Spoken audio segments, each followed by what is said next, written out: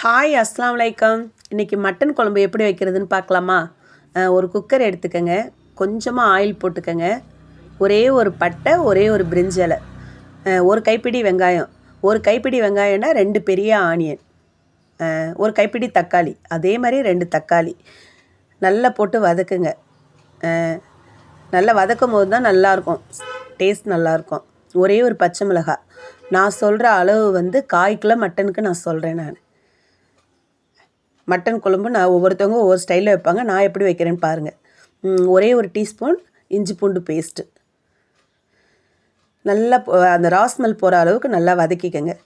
வதக்கிக்கிட்டு அதுக்கு பிறகு ஸ்பைசஸ் சேர்த்துக்கலாம். கொஞ்சமாக மஞ்சப்பொடி, கொஞ்சமான ஒரு 1/4 டீஸ்பூன், 1 டீஸ்பூன் மிளகாத்தூள், 1 டீஸ்பூன் மிளகாத்தூள், அதுக்கு பிறகு கொஞ்சமாக ஜீரகத்தூள், ஒரு கொஞ்சமானங்கிறது ஒரு 1/4 டீஸ்பூன், 1/4 டீஸ்பூன் ஜீரகத்தூள் சேர்த்துக்கங்க. கரம் மசாலா ஒரு 1/4 டீஸ்பூன். கரம் மசாலா செய்கிறது நான் எப்படின்னு நான் ஒரு தடவை சொல்கிறேன், வீடியோவில் சொல்கிறேன், வேணுங்கிறவங்க கமெண்ட் பண்ணுங்கள்.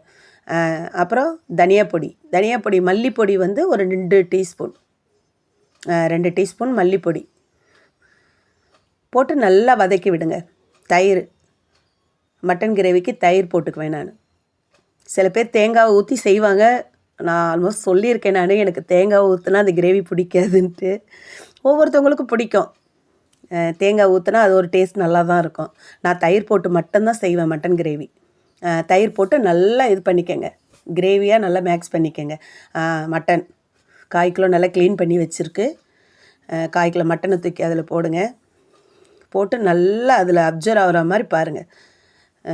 அந்த மட்டனில் அந்த கிரேவி நல்லா அப்சர்வ் ஆகணும், அப்போ தான் டேஸ்ட் நல்லாயிருக்கும். கறி குழம்புக்கே உருளைக்கிழங்கு நல்லாயிருக்கும். உருளைக்கிழங்கு ஒரு 2 உருளைக்கிழங்கு, பெரிய உருளைக்கிழங்காக இருந்தால் 2 உருளைக்கிழங்கு. பிள்ளைங்க இருக்கும் போது உருளைக்கிழங்கு போடுங்க, ஏன்னா பிள்ளைங்க உருளைக்கிழங்கு சாப்பிடுவாங்க. இன்னொன்று வந்து அந்த மட்டனில் உள்ள காரம் இருந்துச்சுன்னா அதை அப்சர்வ் பண்ணிக்கும் உருளைக்கிழங்கு. இடையில கொஞ்சம் சால்ட் போட்டுக்கோங்க, நான் சொல்ல மறந்துட்டேன் நான்.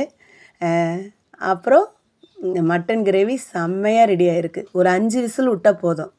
நீங்களும் ட்ரை பண்ணுங்கள்.